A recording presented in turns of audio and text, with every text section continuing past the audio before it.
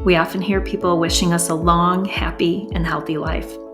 But what if the length isn't what matters most? What if instead it's the breadth, depth, and purpose of each day that matters most? Welcome to the Live the Width of Your Life podcast. My name is Aneta Ardelian Kuzma, and join me weekly as I interview guests who made changes in their own lives to live more fully with intention, gratitude, and joy. Be prepared to be inspired by their stories of how they shifted their mindset, took courageous action, and designed the life that they always wanted to live. Today's guest is Matt Ode. From cancer to coma, at the age of 24, Matt was diagnosed with stage 3 testicular cancer. After chemotherapy and a very complicated surgery to remove the remaining cancer from his body, Matt encountered various complications. He was under the watch and care of the ICU for over 40 days and then the Cleveland Clinic for 53 days, where he was met with a number of near-death experiences, including 5 major surgeries causing a large open wound on his stomach. For 2 weeks, he laid non-responsive in a coma, met with complete kidney and liver failure, and went into cardiac arrest where nurses performed 8 minutes of CPR to bring him back to life. Doctors didn't know if and when he would awake, informing his family and the girlfriend he would likely be on dialysis the rest of his life, having to relearn everyday tasks like eating and walking again. Prior to the diagnosis and subsequent treatment, Matt was a healthy personal trainer weighing in at 185 pounds, but this disease wreaked havoc on his body. In the matter of 8 months, he dwindled down to a mere 110 pounds. Fast forward years after, with hard work and deep internal discovery, Matt is as vibrant, enthusiastic, and energetic as ever, helping individuals transform their mind, body, and spirit as a transformation coach and highly sought after Keynote inspirational speaker. Welcome, Matt Ode, to the show. Hi, Matt. Hey, Aneta. Thank you for having me. Excited to be out here today. I'm so excited to have you as one of my first guests on our Live the Width of Your Life podcast. And it is such an honor and a privilege to have you here because I think that your story is so inspirational and motivating. And I know that everyone who listens to it today is going to be able to take away many things and apply it to their own life. So with that, I want to get started. For those that don't know you, just if you could share a little bit more about your background and something that happened in your own life that maybe was unexpected. Yeah, absolutely. So a little bit about me before I was diagnosed with cancer. I've always been very active. I would say that health has been a massive part of my life in all areas. Growing up, I did, all different types of sports. I mean, you name it. I played football, I played basketball, I played baseball, I ran cross country. I did every genre. And then as I started to get into college, I really transitioned into more like weight training. And that's where I think like my overall optimal health kind of came into play. So like where I started to focus on my nutrition, I started to focus on, obviously movement, mobility, strength training, all of those aspects. And then in addition, I started to, just focus on general health and, overall. So that's where I kind of got into like really figuring out what I wanted to do with my life. But, little did I know this was also setting me up for something so much bigger in my life as well. And it was a massive part of saving my life too. And, before we really get into my, journey with cancer, I always tell people, I pray to God you never get diagnosed with anything crazy like that. But it is so important to take care of yourself, your mental health, your physical health, everything in between, because you never know what could happen or what could unexpectedly happen in your life. So by taking care of the things you can control, by eating the right foods, working out, getting enough sleep, hydrating yourself, you'll be amazed at how your body will react to anything else that kind of comes your way. Oh my God, such great advice. And it's unique for someone at a young age to recognize that. So we are going to talk a little bit about your cancer diagnosis. So at the age of 24, you were diagnosed with cancer. And for many young people at that stage of their life, did you feel like you were invincible? Did you have certain dreams for your life? Tell us what you were doing and thinking about before you got the diagnosis. Absolutely. So I was in the absolute best shape of my life right before I was diagnosed with cancer. I had finally like really taken control of everything, and all of a sudden, I had just started dating my now fiance at the time, but I just started dating her at the time. Her name's Lauren, and we were doing all these summer activities. We were hiking, kayaking, doing all that stuff, and then all of a sudden, I kind of started to notice these minor back pains. But you're 24 years old, you just shrug that off. I'm fine. It's probably from weightlifting or just being extremely active. And it just kept getting worse and it kept getting worse and worse. And the worse it got, the more stubborn I got as well. I wouldn't go to a doctor. I maybe tried a chiropractor here and there, but nothing was helping. And all of a sudden, about 2 months, since my symptoms. So it started roughly around June, and all the way into August, I was over Lauren's house and I ended up puking up blood. And I ended up getting rushed to the emergency room. They did a blood test on me and found out that I had lost 2/3 of the blood circulating in my body. And immediately I was given 6 bags of blood and rushed into an emergency surgery to figure out what was causing this bleeding. And at the time, they're thinking, it's probably an ulcer. We'll get it taken care of and you'll be okay the next morning and we'll get you out of there. So the next morning, I wake up, I'm in the recovery room, and I just remember it's just me and my parents at the time. And I'm thinking I'm ready to go home. And all of a sudden, the doctor walks in. I look at him, and he just has this blank stare in his eyes. And I knew right away that it was much more than an ulcer. And what he did is he walked over to me. He sat down, he grabbed my hand, and he goes, "Matt, we have found an 11-centimeter tumor in your small intestine.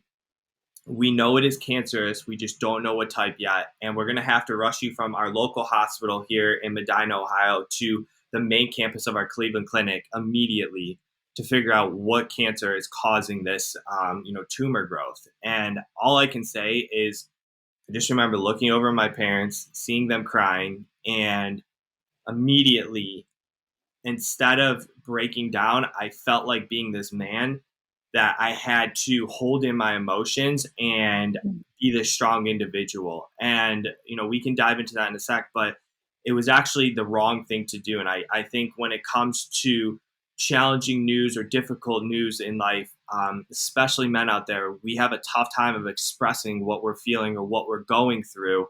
And it can lead to a lot more anxiety or PTSD or depression because we feel like we have to be this strong individual when really, in reality, being vulnerable and being willing to open up when you need to is possibly the most beneficial way of helping you through current situations, especially mentally.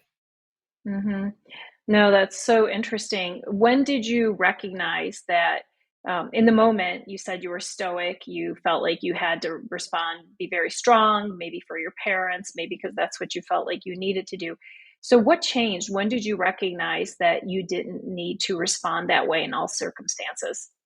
Yeah, great question. It was actually when, so Lauren had already known the news, but she had not come and seen me yet. And finally, a few days later, when she did arrive to come and see me, I just remember, like, first off, I was super nervous because we were only 2 months into this relationship. And, I knew that was a heavy, heavy burden to be putting on her. So if she was like, "Hey, listen, like, this is just too much. It's just, we're too early in this relationship," I understood it, but total opposite.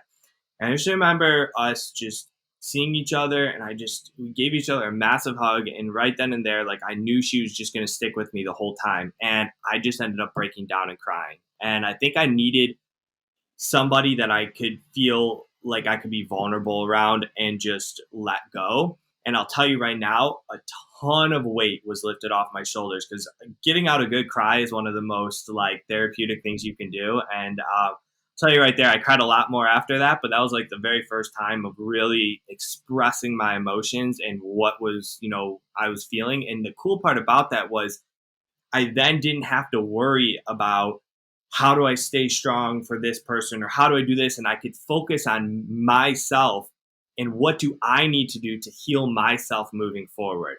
That is the key is when you can finally be vulnerable and release those emotions, you can then say, how do I take actionable steps to healing myself? And that was the moment I was able to do Yeah. Well, and it's wonderful that this is such an amazing love story. I know that Lauren is your fiance and you guys will be married soon. So, congratulations. Thank you.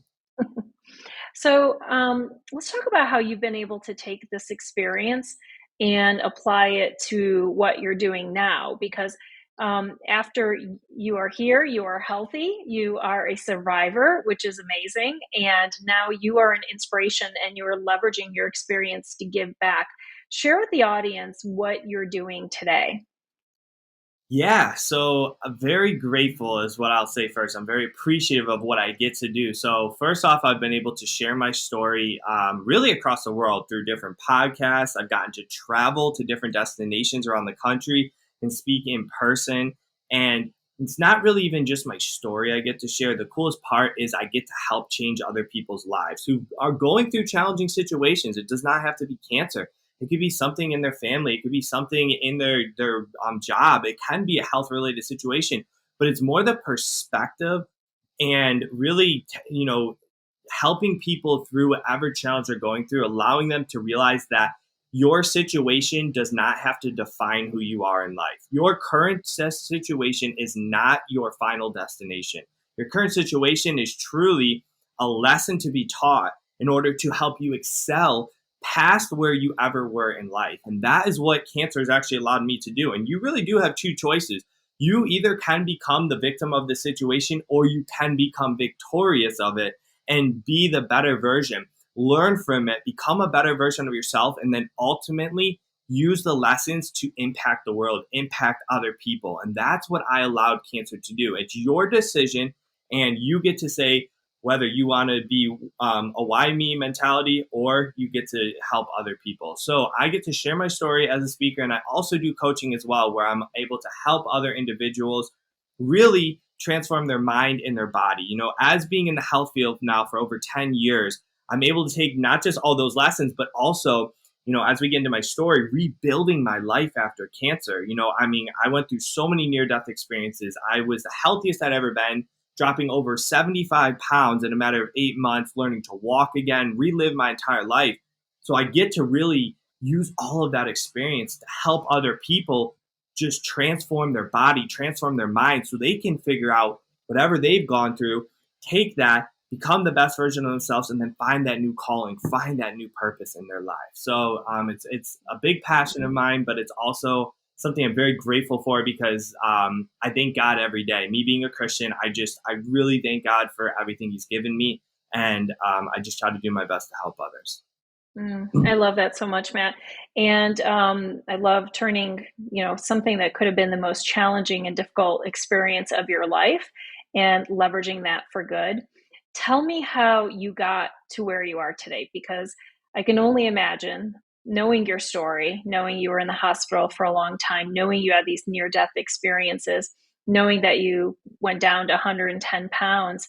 And tell us about your comeback. What did it look like? What were some of the challenges that, beyond the physical, what were some of the other hardest things that you had to overcome that now helps propel you to be able to share what you've learned with others?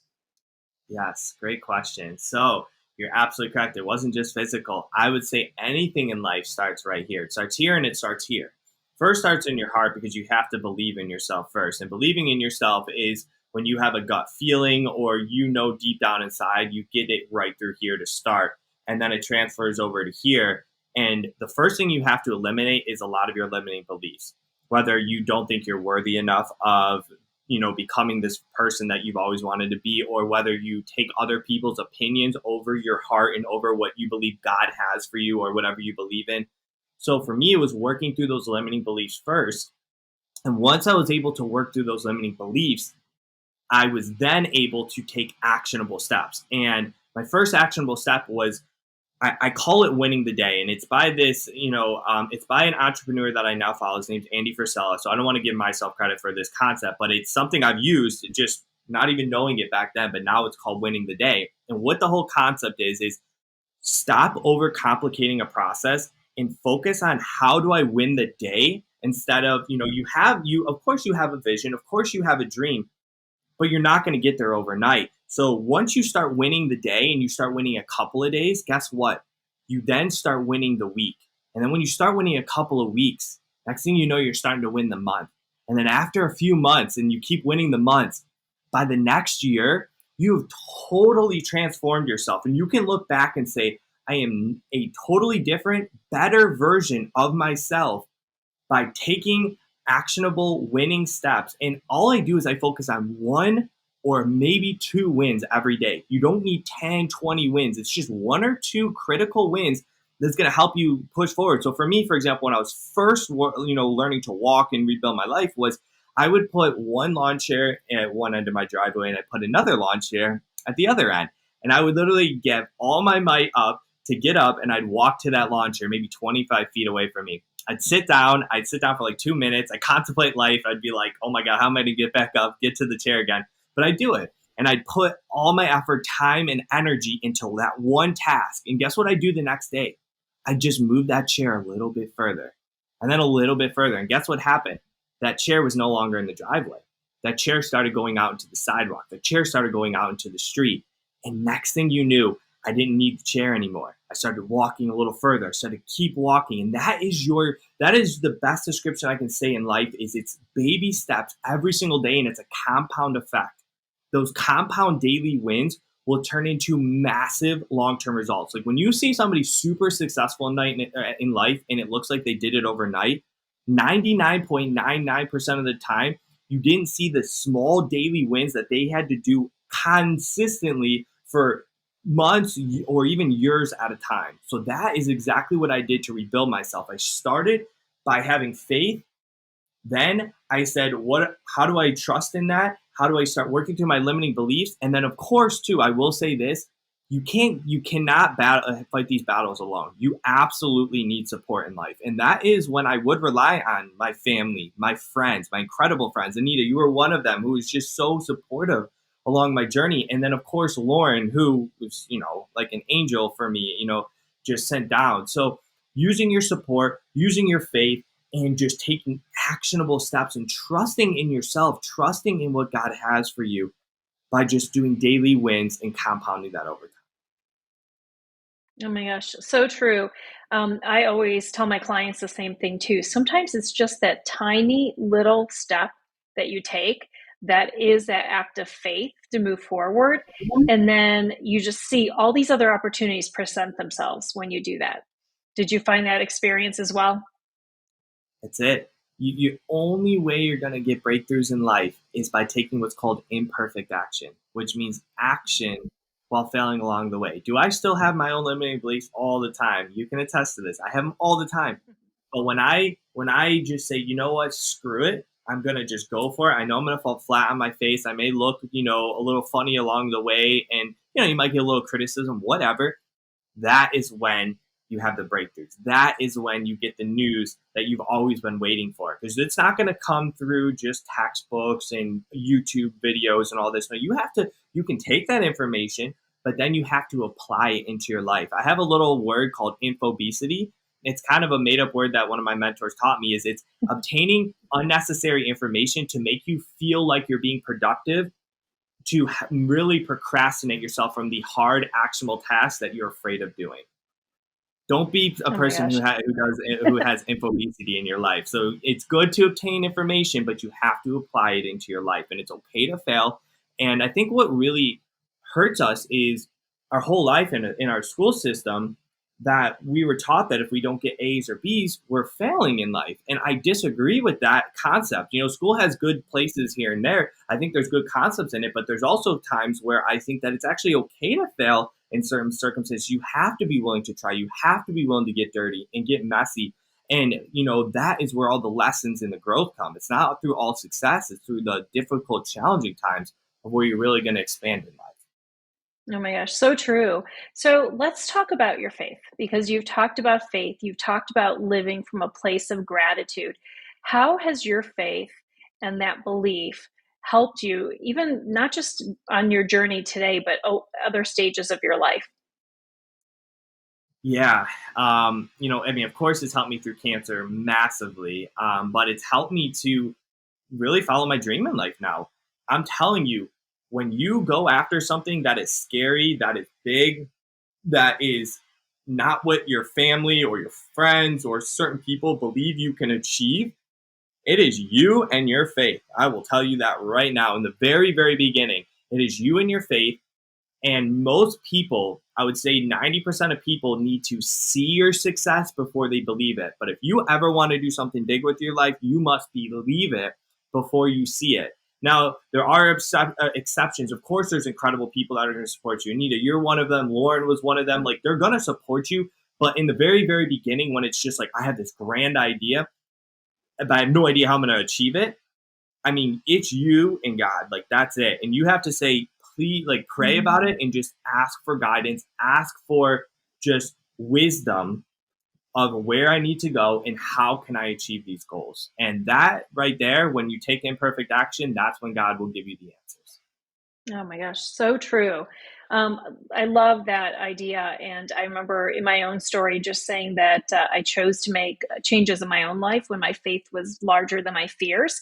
And because it's so true, you find the day where you just tip a little bit more on the faith side and you're able to take that courageous action, imperfect action, right? As it always is. So, what would you say now in your life you are most proud of?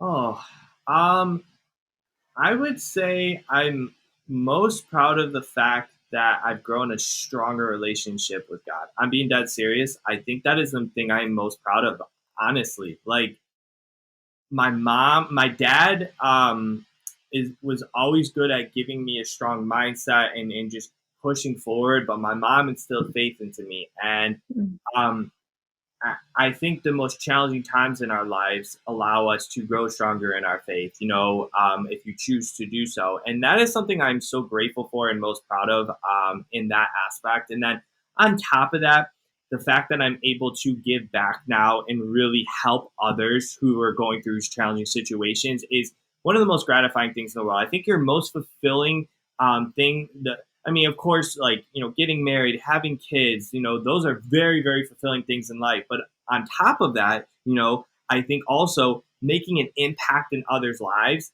through something that is meaningful to you is also one of the top most fulfilling things you could ever do with yourself. And about a year and a half ago, I built a cancer Facebook group. Took me 3 months to even have the courage to build this. I had so many limiting beliefs. And today, we now have over 6,000 members who are patients, caregivers, and survivors in this group. And every single day, I get to see somebody's lives being changed or helping somebody through their journey with cancer. And that right there is so fulfilling to me because I was willing to take that risk and take that step to try and help and transform somebody's life. And I'm so grateful for that. I don't take anything for granted in that aspect. And every day is truly a blessing because I can just go onto that group. And if somebody is struggling, there's hundreds of comments that will literally help people through whatever they're going through. I remember I remember the day that it actually went live.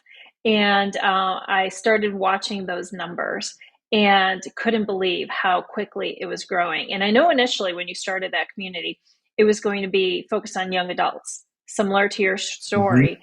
And people were saying, can I join? And now it's turned into this amazing, diverse group of people in this community. Talk about community and how important it is to have a group and of people who understand you, who are sharing with you, who are supporting you, helping you along the way, from your experience and also what you're witnessing with your Facebook group. Thank you. Yeah, absolutely. So I think community is everything. I think having family and friends are absolutely incredible, but when you go through really challenging situations in life, sometimes they may not be able to relate to that situation. And that is the power of this community of as everyone is going through cancer in some way, whether you're a caregiver, patient, or survivor, and they can relate in that aspect. And the power of having somebody that you can either relate to or somebody who's already been there and done what you're trying to accomplish. And you can start to figure out how did they get to that destination or what are the steps they took to heal themselves or to become successful in life. That right there is the key to anything that, any type of success or any type of breakthroughs you want in life. For me, the only way I was able to truly get started, of course, was faith, but to get started was I found an entrepreneur named Ed Milet. And at my lab, he has this podcast. Well, actually, I found him on a different podcast that he was not the host on, but he was a guest on.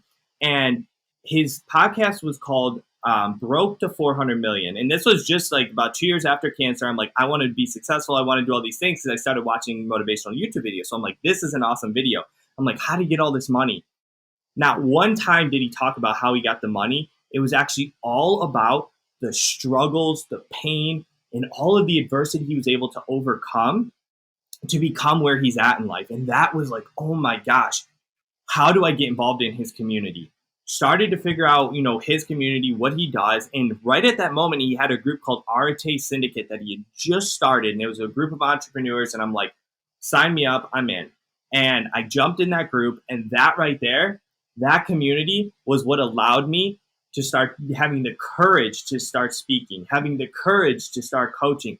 You are the average of the 5 people that you are around the most. So if you are around people who are negative all the time, doing, drinking every single weekend, just, not having any ambition or goals in life, that is who you're going to become. Now, if you're with people who are goal-oriented, want to do something better with their lives, want to help you succeed, are going to be supportive of you, guess who you're going to become? You're going to start becoming that type of person, and you're going to start having those thoughts and those actions towards your goals. So my cancer group was all about having people who are relatable to each other, but also supportive in saying, I understand what you're feeling because I was in your shoes not too long ago, but I'm going to help you get out of the situation.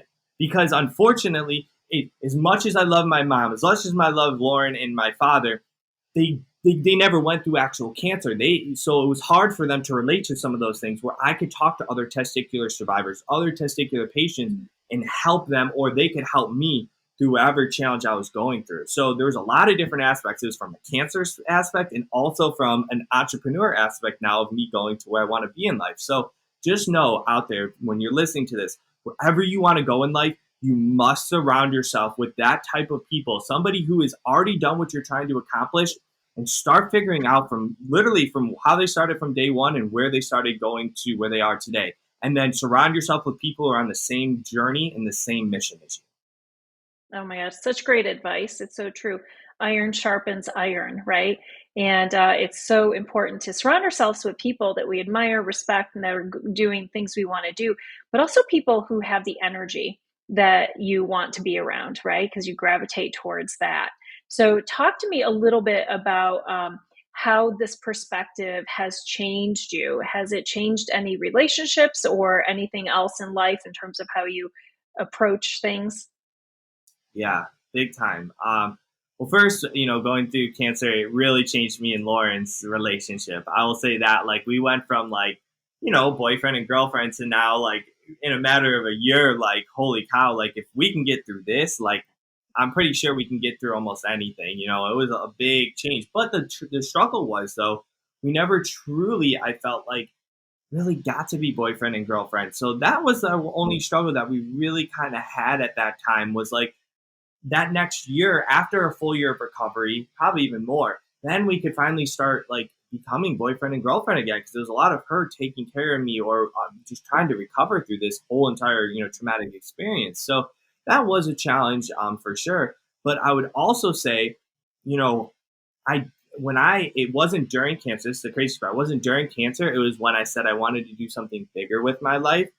And I started surrounding myself with other young adults who are trying to become entrepreneurs, who are, trying to do something. So only a slight few. Most of my friends, super supportive, incredible. But you have that small 10% group that are upset, and they think that you are like, trying to kind of get out of their life because you're too good for them and things like that. And they talk behind your back. And I had to eliminate a lot of those people in my life because they weren't serving me anymore. And it hurt because they were long-term friends that I thought were going to be long-term friends. But I realized quickly that you find their true colors when you are not doing exactly what they want you to do, kind of, and, unfortunately, sometimes when you'll see when you want to do something bigger and you're not doing this to be better than anybody else, you're doing it to be a better version of yourself.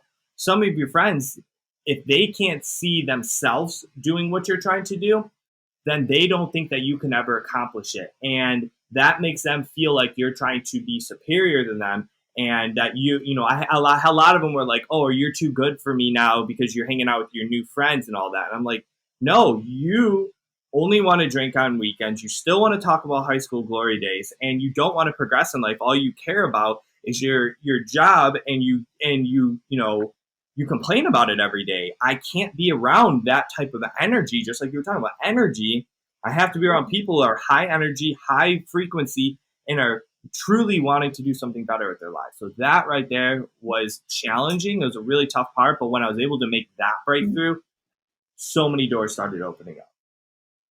Yeah, it reminds me. Marianne Williamson said that that there are two emotions. Usually, behaviors come from two emotions, either fear or love.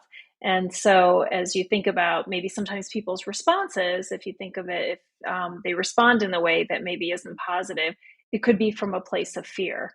And for me, that's comforting. Then I think about it is not that someone is trying to necessarily um, be combative, but maybe they're just fearful themselves. And so they could be maybe fear losing the relationship with you or things changing. So yeah, but it does happen. That is so true that when we start to make big changes in our lives, that sometimes other things happen positive and also sometimes negative.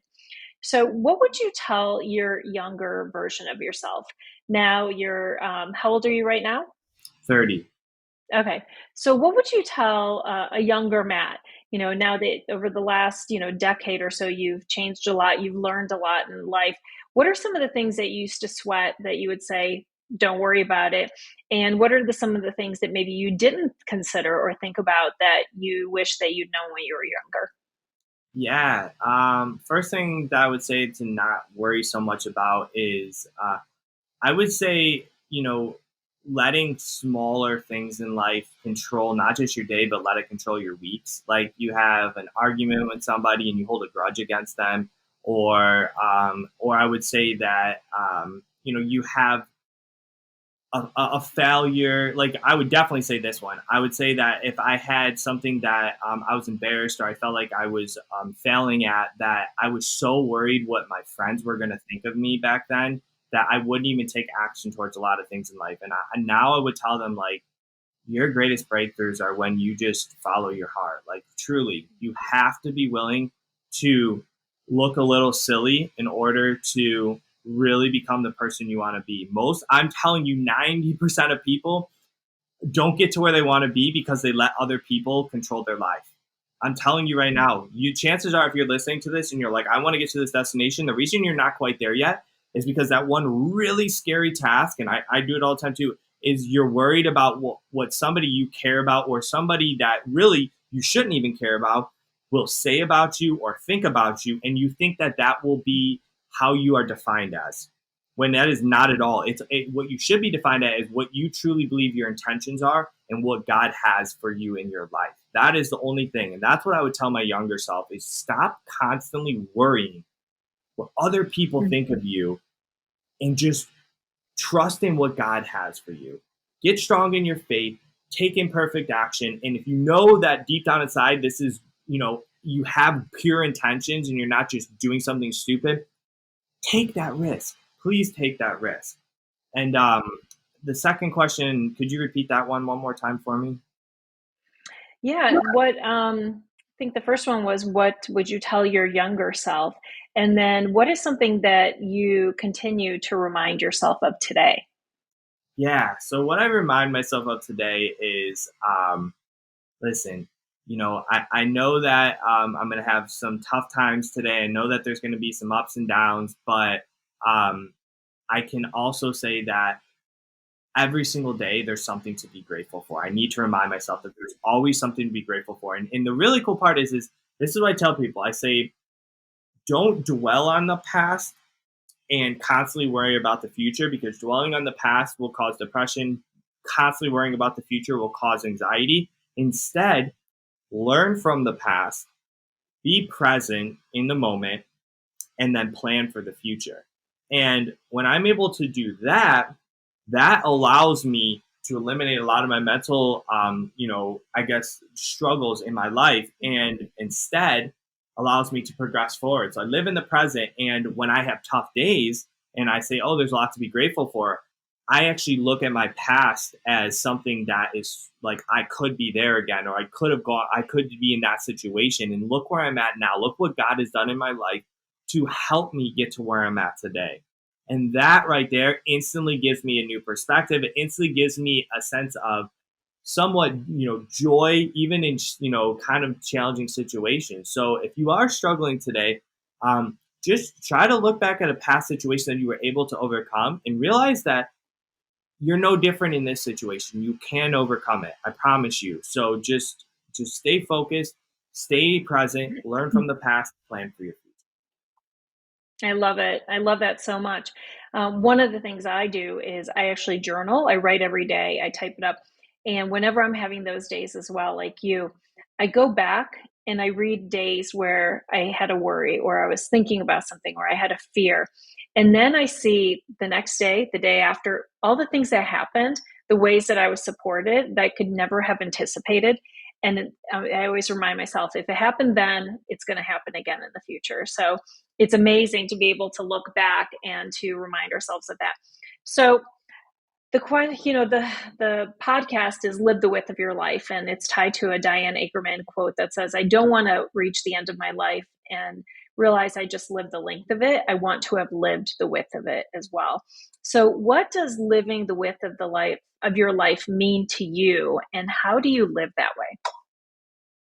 Yeah, I have a famous acronym. Once again, I learned it from a man named Jim Quick, and I may have shared this with you as well, but I love sharing this with my audience. It's hope, and it's help one person every day.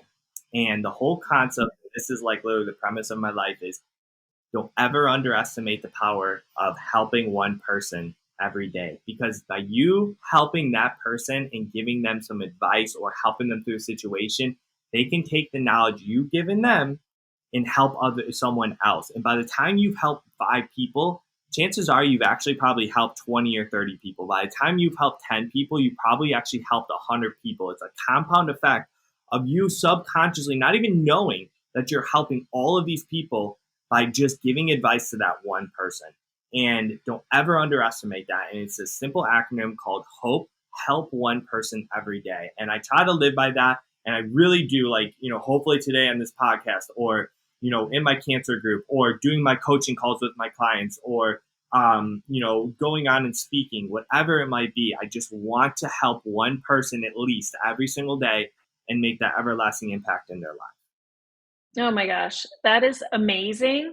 Give back, service. I am so grateful, Matt, to know you. I'm so grateful that you came on this show. Honored that you are sharing your story, your experience with my listeners, and also with the community that you are serving. How can we best serve you? What are all the ways that this group can support you? Where can they follow you? How can they reach out to you if they'd like to hire you to be a speaker or a coach? Can you share some of those details with us? Absolutely. So really, if you just want to hear my full story and know a little bit more about everything, go onto my website at Matt Ode, MATTODE speaks.com. You can hear my whole story. And if you are looking for a speaker, you can book me through there. If you are looking through coaching, you can also go through there, and I have all my Instagram, social media links. You can go onto there and just shoot me a message. I have a YouTube channel that I'd love for you to check out. Me and Lauren actually created a channel. We have to get back to it, but it's called Dating After Diagnosis, and it's my journey and her journey together, where we kind of just share our experiences through cancer and how it's helped us grow and stronger and just becoming better, individuals in our relationship. And then finally, if you are impacted by cancer in any shape or form, like you're a caregiver, you're a patient, or you're a survivor, please follow me on Facebook, just at Matt Ode. And my cancer Facebook group is called Cancer Patient/Survivor, Taking Back Your Life from Cancer. You can just message me on Facebook, say, hey, I saw your podcast through, Aneta's podcast, and I'd love to join your group. I will get you in immediately. But please, it's an incredible family. It's a community. And all I'm trying to do is give back. And I want to help you, really go to that next level in life. So thank you again, Aneta. Seriously, I hope we, gave some, amazing advice and some things to your audience today.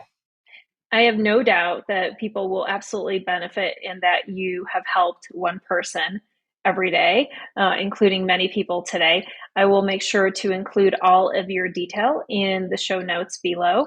And I'm so grateful that we had this time together today. Continued success to you, Matt, and to Lauren. Thank you, Aneta, and you as well. Thank you.